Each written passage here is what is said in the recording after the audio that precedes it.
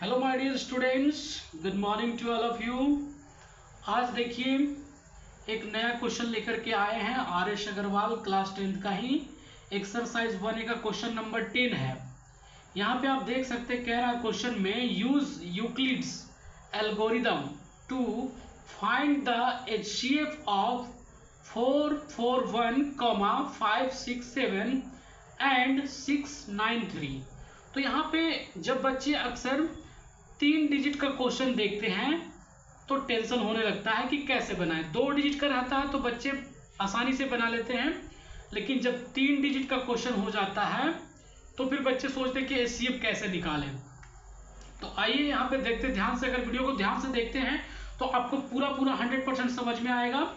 तो आइए यहाँ पे शुरू करते हैं। जब ऐसा क्वेश्चन हो यहाँ पे एचसीएफ निकालने के लिए बोला जाए, चाहे कोई सा भी मेथड से, चाहे यूक्लिड से, चाहे प्राइम फैक्टराइजेशन मेथड से, तो यहाँ पे 3 डिजिट दिया हो क्वेश्चन में, 2 डिजिट दिया हो, 4 डिजिट दिया हो, कोई दिक्कत वाली बात नहीं। पहले 2 डिजिट को यहाँ पे उठाना है। तो चलिए हम लोग सबसे पहले यहाँ पे 2 डिजिट को उठा लेते हैं, कोई सा भी नंबर को।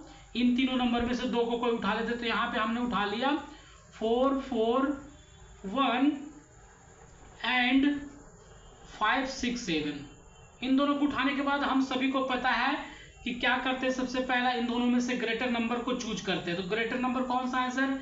तो यहाँ पे ग्रेटर नंबर है 567। किससे ग्रेटर है? 441 से ग्रेटर है। अब इसके बाद पता होगा कि जो ग्रेटर होता है उसको हम लोग ए अज्यूम करके चलते हैं 567, और जो छोटा नंबर होता है, स्मॉलर होता है, उसको हम लोग बी अज्यूम करके चलते हैं। तो यहाँ पर 4441, ठीक है। अब जो यूक्लिड डिवीजन का जो इक्वेशन है वो उसके अकॉर्डिंग चलेंगे। तो इक्वेशन क्या? a is equal to b q plus r, यही होता है ना। तो sir a is equal to यहाँ पे कितना है? 567 इज इक्वल टू b यहाँ पे कितना? 441। तो देखिए 567 को 441 से डिवाइड करेंगे तो कितना बार में डिवाइड होगा? तो अगर 2 बार में करते तो 800-900 के समथिंग हो जाएगा, यानी कि 1 बार में लगेगा। तो 1 बार में यहाँ पे डिवाइड लग गया। उसके बाद रिमाइंडर कितना बचेगा? तो रिमाइंडर पता करने के लिए 567 में से 441 को क्या करेंगे? माइनस कर देंगे, तो हमें पता चल जाएगा। 7 में से 1 जाएगा तो कितना बचेगा? 6 में से 4 जाएगा तो 2, और यहाँ पे 5 में से 4 जाएगा तो 1, यानी कि 126 बचा, ठीक है। उसके बाद 441 यहाँ पे आ जाएगा सर, 441 यहाँ पे आ गया, और 126 यहाँ पे आ गया। अब 126 का टेबल कितना बार पढ़ें कि 441 आ जाए या 441 से कम हो? तो अगर 2 बार में चेक किया जाए तो मुझे लग रहा है 2 बार में 126 को 2 बार में चेक करेंगे तो शायद कुछ ज़्यादा हो जाएगा। 2 6 जा 12, कैरी 1, 2 2 जा 4, और कैरी 1 5, और 2 1 जा 2, यानी कि 252 हो रहा है ना। तो अभी भी कम हो रहा है। उसके बाद यहां पर और बड़ा नंबर से चेक करते हैं। और बड़ा नंबर क्या हो सकता है? 126 को हम लोग 3 से चेक करके देखते हैं। तो 6 3 जा क्या हो जाएगा? 18, कैरी 1, 3 2 जा 6, और 1 7, और 3 1 जा 3, यानी कि 378 आ गया। और अगर 4 से भी लगाना चाहेंगे तो उम्मीद करता हूं कि 441 से बड़ा हो जाएगा। तो यहां पर हम लोग कितना से लगाएंगे? 3 से लगाते हैं। तो 3 से लगाने के बाद मल्टीप्लाई करने पे कितना आ रहा है? 378 आ रहा है। तो 441 में से 378 को माइनस करेंगे, यहां से कैरी लेंगे तो 11 बन जाएगा। 11 में से 8 जाएगा तो कितना बचेगा? 3 बचेगा। यहाँ कितना बचा सर? 3। इससे कैरी लिए तो 13 बन गया। 13 में से 7 जाएगा तो कितना बचेगा? तो 6 बचेगा, यानी कि 3 में से 3 माइनस 63। तो यहाँ पर कितना आ गया सर? 63 आ गया। अब यहाँ पे 126 यहाँ पे चला आएगा, और 63 कहाँ चला आएगा सर? यहाँ पे चला आएगा। अब 63 के टेबल कितना बार पढ़ा जाए कि 126 आ जाए? तो ऐसा लग रहा है कि 2 टाइम्स पढ़ते हैं टेबल तो आ जाएगा। 2 3 जा 6, 6 2 जा 12, कट रहा है पूरा, यानी कि 2 टाइम्स में हम लोग को रिमाइंडर 0 मिल रहा है। तो हम लोग को पता ही है कि रिमाइंडर जब मिलता है 0 तो जाके वहां पे स्टॉप कर जाते हैं।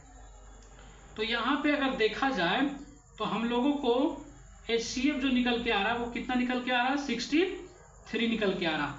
लेकिन यहाँ पे 3 डिजिट दिया गया, ध्यान रहे इस बात का। तो 3 डिजिट दिया गया तो ये फाइनल आंसर आपका नहीं होगा। फिर इस नंबर को और जो नंबर आपने छोड़ा था उन दोनों नंबर को फिर से यहाँ पर चालू करना पड़ेगा। अगेन क्या करना पड़ेगा, हम लोग को सॉल्व करना पड़ेगा। यानी कि हम लोग को 2 नंबर मिल गया, कौन कौन, 63, 693, ये 2 नंबर मिल गया। ठीक है,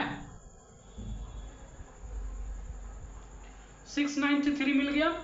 अब यहां पर देखिए इन दोनों नंबर में फिर से दोनों नंबर में से बड़ा कौन सा है सर, तो दोनों नंबर में से 693 बड़ा है 63 से। यानी कि फिर से अगर देखा जाए तो a इज इक्वल टू यहाँ पे क्या मान सकते हैं, 693 मान सकते हैं, और b इज इक्वल टू क्या मान सकते हैं, 63 मान सकते हैं ना। तो फिर से यही फॉर्मूला लगाएंगे, a is equal to b q plus r. अब यहाँ पर a का वैल्यू यहाँ पर चलिए सॉल्व करते हैं। a की वैल्यू यहाँ पर सर 693 दिया हुआ है, और इज इक्वल टू यहाँ पे b के वैल्यू कितना, 63 है। तो अब 63 के टेबल से कितना बार डिवाइड किया जाए कि 693 आ जाएगा या फिर उससे कम। तो चलिए चेक करके देखते हैं। कुछ अंदाजा तो नहीं लग पा रहा है, लेकिन 9 से लगा के देखें। 9 से अगर 10 से लगाते तो क्या हो जाएगा, 10 से लगाते हैं यहाँ पर तो 630 हो जाएगा। तो 10 बार में लग जा रहा है, 10 बार में, यहाँ पे 11 बार में कितना हो जाएगा, 11 बार में ज़्यादा हो जाएगा। तो कितना बार में लगा के देखते हैं, 10 टाइम्स में लगा के देखते हैं। 10 टाइम्स में लगा के देखते हैं तो कितना हो जाएगा यहाँ पर,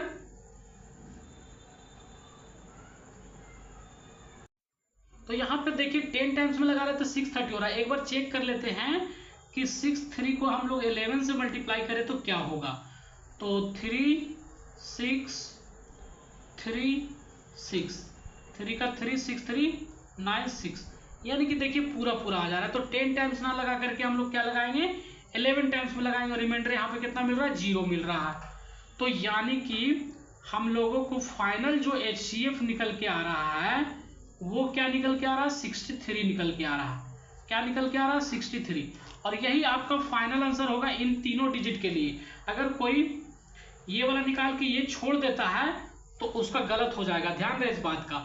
और जहां एक बात और बताना चाहता हूं कि HCF का मतलब क्या होता है। वैसे आप किसी से पूछेंगे कि HCF का मतलब क्या होता है तो कोई भी बोलेगा हाईएस्ट कॉमन फैक्टर, लेकिन एक्चुअल में अगर बताया जाए, पूछा जाए तो बहुत बच्चे कंफ्यूज कर जाते हैं कि HCF निकालते क्यों हैं।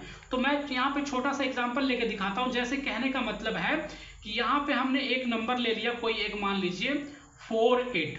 अब मैं पूछता हूँ कि इन दोनों का HCF कितना होगा, तो कोई बच्चा बोलेगा कि सर इसका HCF प्रोसेस से निकाल करके 4 आया।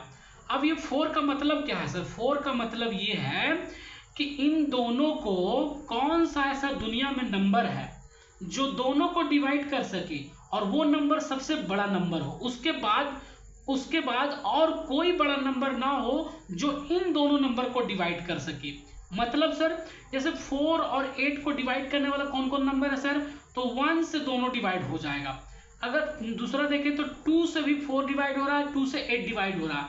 उसके बाद 3 से तो नहीं होगा, 4 से होगा, 4 से दोनों हो जाएगा।